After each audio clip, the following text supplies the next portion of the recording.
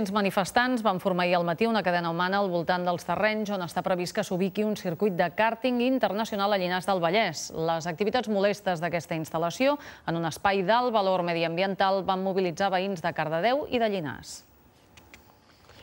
Els manifestants es van anar concentrant en aquest terreny del terme de Llinars, molt proper al nucli urbà de Cardedeu, on s'hi vol instal·lar un circuit internacional de càrting.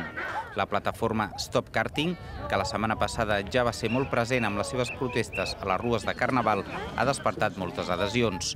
Ahir van voler mostrar sobre el terreny el perquè de la seva oposició al circuit. Perquè hi ha molta gent que encara no ha visitat aquest lloc i realment aquest lloc és molt emblemàtic perquè forma part d'un connector biològic entre l'espai natural del corredor Montnegre, que el tenim a la dreta, i la part natural del Montseny. I el nostre planejament de Llinars del Vallès diu explícitament que aquest és un lloc que s'ha de preservar, perquè aquí, això que podeu sentir, és el que seria el soroll d'una cursa de càrting. Ho hem volgut manifestar explícitament perquè la gent se n'adongui.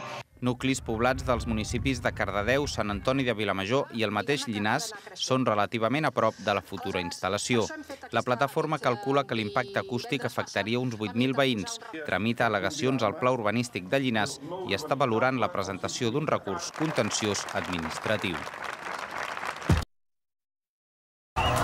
Unes 500 persones es manifesten en contra del projecte de construir un circuit de càrting en uns terrenys entre Cardedeu i Llinars.